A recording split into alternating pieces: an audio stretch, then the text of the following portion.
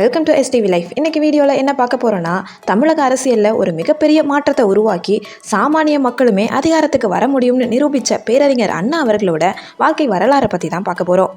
ஒரு சாதாரண நெசவாளர் குடும்பத்தில் பிறந்து ஒரு மாநிலத்தோட முதலமைச்சராக உயர்ந்த அந்த பேரறிஞரின் பயணத்தை இந்த வீடியோவில் விரிவாக பார்க்கலாம். அதுக்கு முன்னாடி நம்மளோட சேனலை ஃபர்ஸ்ட் டைம் விசிட் பண்ணுறீங்கன்னா இந்த வீடியோக்கு ஒரு லைக் போட்டு மறக்காமல் சப்ஸ்கிரைப் பண்ணிக்கோங்க. வாங்க வீடியோக்குள்ளே போகலாம்.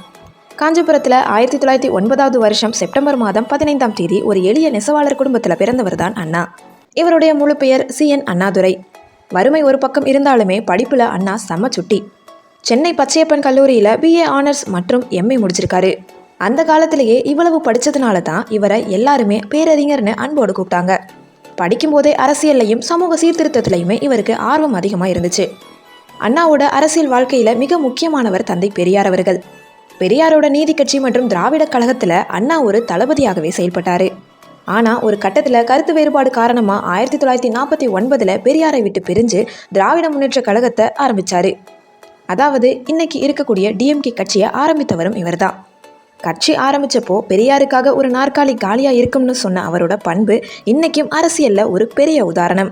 கடமை, கண்ணியம், கட்டுப்பாடு, இதுதான் அவரோட தாரக மந்திரம். அண்ணாவோட மிகப்பெரிய ஆயுதம் அவரோட அடுக்குமொழி பேச்சு தான். அவர் மேடையில் பேச ஆரம்பித்தா மக்கள் அப்படியே சொக்கி போய் நிற்பாங்க. அதே போல் சினிமா துறையையும் அரசியலுக்கு ஒரு கருவியாக பயன்படுத்தினது இவர் தான். வேலைக்காரி, ஓர் இரவுன்னு அவர் எழுதின கதைகள் சமூகத்தில் பெரிய தாக்கத்தை ஏற்படுத்துச்சு. மாற்றான் தோட்டத்து மல்லிகைக்கும் மனம் உண்டு, இப்படிப்பட்ட அழகான வரிகளுக்கு சொந்தக்காரர் நம்ம அண்ணா. 1967 நடந்த தேர்தலில் அண்ணா தலைமையிலான திமுக மிகப்பெரிய வெற்றி பெற்று ஆட்சியை பிடிச்சது. முதலமைச்சரான அண்ணா செஞ்ச மிக முக்கியமான காரியம்னு பார்த்தோன்னா, இந்த மாநிலத்துக்கு தமிழ்நாடு அப்படின்னு பெயர் மாற்றினது தான். அது வரைக்கும் மெட்ராஸ் ஸ்டேட்னு இருந்ததை மாற்றி தமிழர்களோட அடையாளத்தை நிலைநாட்டினாரு. அதே போல் இருமொழி கொள்கை, தமிழ் மற்றும் ஆங்கிலம் கொண்டு வந்ததும் இவர் தான். அப்புறம் மிக முக்கியமாக சொல்லணும்னா, ₹1 ஒரு படி அரிசி திட்டத்தையுமே கொண்டு வந்தவரும் இவர் தான்.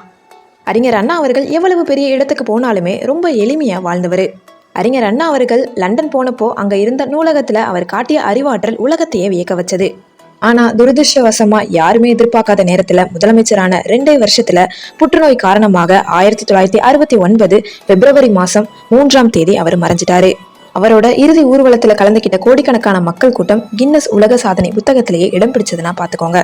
ஒரு சாதாரண மனிதர் தன் அறிவாலும் உழைப்பாலும் உயர முடியும்னு வாழ்ந்து காட்டினவர் அண்ணா. இன்னைக்கு தமிழ்நாட்டில் இருக்கிற பல சமூக மாற்றங்களுக்கு அவரோட சிந்தனை தான் விதை.